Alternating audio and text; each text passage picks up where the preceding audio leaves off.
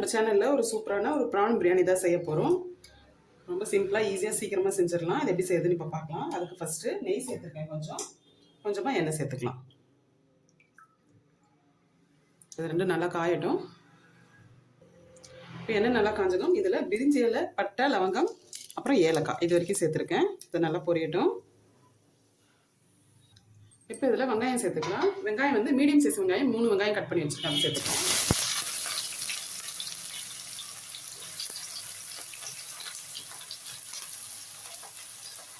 இப்போ வெங்காயம் நல்லா பொன்னிறமாக ஆகட்டும், அந்தளவுக்கு வதக்கி எடுத்துக்கோங்க. இப்போ பாருங்கள், வெங்காயம் நல்லா வதங்கிடுச்சு. இந்த அளவுக்கு நல்லா பொன்னிறமாக வதங்கி வரணும். நெக்ஸ்ட் இதில் புதினா கொத்தமல்லி வந்து சேர்த்துக்கலாம். ஒரு கைப்பிடி அளவு புதினா கொத்தமல்லி சேர்த்துட்டு இதை கலந்து விட்டுருங்க.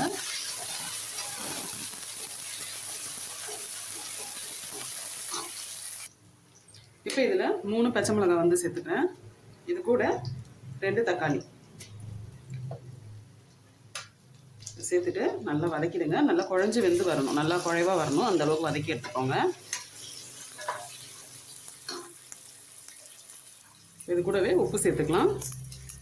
உப்பு கொஞ்சம் கம்மியாக சேர்த்துக்கோங்க. ஃபைனலாக நம்ம பத்தாடி சேர்த்துக்கலாம். உப்பு சேர்த்து நல்லா வதக்குனிங்கன்னா தக்காளிலாம் நல்லா நம்மளுக்கு குழஞ்சி வெந்து வரும். இப்போ பாருங்கள், தக்காளி நல்லா வதங்கிடுச்சு. இந்த மாதிரி நல்லா வதங்கி வரணும். இப்போ இஞ்சி பூண்டு பேஸ்ட் வந்து சேர்த்துக்கலாம். 2 ஸ்பூன் வந்துட்டு இஞ்சி பூண்டு பேஸ்ட் வந்து சேர்த்துக்கிறேன். சேர்த்து அந்த பச்சை வாசனை போகிற அளவுக்கு நல்லா வதக்கி விட்டுருங்க. இப்போ இதில் 1/4 டீஸ்பூன் அளவு மஞ்சள்தூள் சேர்த்துக்கோங்க. இது கூட தனி மிளகாய் தூள் அதுக்கு 1 ஸ்பூன் கிட்ட சேர்த்துக்கிறேன். சேர்த்து நல்லா கலந்து விடுங்க. இப்போ இது கூட ஒரு பாதி லெமன் அதை வந்து பிழிஞ்சிக்கலாம். நெக்ஸ்ட் இதில் ஒரு கொஞ்சமாக தயிர் சேர்த்துக்கலாம். ஒரு 2 டீஸ்பூன் அளவு தயிர் சேர்த்துக்கலாம். சேர்த்து நல்லா கலந்து விடுங்க. இப்போ எல்லாத்தையும் போட்டு நல்லா வதக்கி வச்சு பாருங்கள். இந்த மாதிரி தொக்கு மாதிரி வரணும். இப்போ வந்து நம்ம இறா சேர்த்துக்கலாம். நான் இன்றைக்கி 1/2 கிலோ அளவு இறா எடுத்திருக்கேன். இதை நல்லா க்ளீன் பண்ணிவிட்டு மஞ்சள் உப்பு போட்டு நல்லா க்ளீன் பண்ணி வச்சுருக்கேன். இப்போ இதை சேர்த்துட்டு இதிலே நல்லா வதக்குங்க. இறா நல்லா சுருண்டு வரணும், அந்த அளவுக்கு வதக்குங்க. இப்போ பாருங்கள், இறா நல்லா சுருண்டு வந்துச்சு பாருங்கள், எண்ணெய் திரிஞ்சு வந்திருக்கு. இந்த மாதிரி வதக்கி எடுத்துக்கணும். இப்போ இதில் தண்ணி சேர்த்துக்கலாம். 1 டம்ளருக்கு 1 டம்ளர் தண்ணி. நாளைக்கு பாஸ்மதி ரைஸ் தான் எடுத்திருக்கேன். அரிசி பார்த்தீங்கன்னா நான் 1/4 கிலோ அளவு தான் எடுத்திருக்கேன். இறா மட்டும் 1/2 கிலோ போட்டிருக்கேன். கொஞ்சம் அதிக குவான்டிட்டியில் நல்லா டேஸ்ட்டாகவும் இருக்கும். நல்லா இருக்கிறதுக்காக உங்களுக்கு சரிசமமாக வேணும்னாலும் சேர்த்துக்கலாம். இப்போ இதில் உப்பு காரம்லாம் செக் பண்ணிக்கலாம். காரம் மட்டும் லைட்டாக கம்மியாக இருந்தது. ஒரு 1/4 டீஸ்பூன் அளவு சேர்த்துருக்கேன். அவ்வளோ, எல்லாத்தையும் கலந்துட்டு உப்பு எல்லாமே கரெக்டாக இருக்குது. இப்போ இது நல்லா கொதிச்சு வரட்டும்.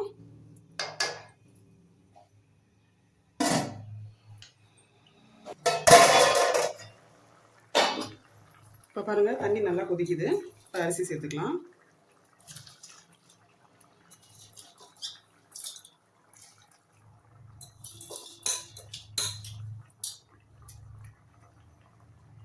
அரிசி சேர்த்துட்டு லைட்டாக அப்படியே மிக்ஸ் பண்ணி விட்டுருங்க.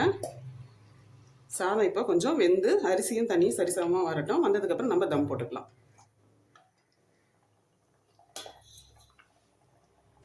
இப்போ பழைய தோசைகள் இருந்தால் இந்த மாதிரி வச்சு அதை ஹீட் பண்ணிக்கோங்க நல்லா.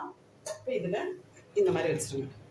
வச்சுட்டு இது வந்துட்டு பார்த்திங்கன்னா சாதமும் அரிசியும் ஈவனாக இருக்க பாருங்கள், இந்த மாதிரி இருக்கணும். இப்போ இதை நல்லா இந்த மாதிரி பண்ணிவிட்டு அவ்வளோதான். அப்படி மூடி வச்சுட்டு ஒரு 20 நிமிஷம் அதே தம்மில் இருக்குது, சிம்மில் வச்சுருங்க ஃப்ளேமை. இந்த 20 நிமிஷத்துக்கு அப்புறம் பார்க்கலாம். நமக்கு 20 நிமிஷம் ஆயிடுச்சு பாருங்கள். இப்போ நம்ம எடுத்தோம்னா சூப்பரான பிரியாணி வந்து ரெடி ஆகிடுச்சு. நல்லா உதிரியாக இருக்க பாருங்கள், இந்த மாதிரி தான் இருக்கும். இதே மாதிரி நீங்களும் ட்ரை பண்ணுங்கள். எப்படி இருந்து சொல்ல கமெண்ட்டில் சொல்லுங்கள். இந்த வீடியோ உங்களுக்கு பிடிச்சிருந்தா லைக் பண்ணுங்கள், ஷேர் பண்ணுங்கள். மறக்காமல் தஞ்சை கிச்சன் கலாட்டா ஃபாலோ பண்ணிக்கோங்க, சப்ஸ்கிரைப் பண்ணிக்கோங்க. தேங்க்யூ.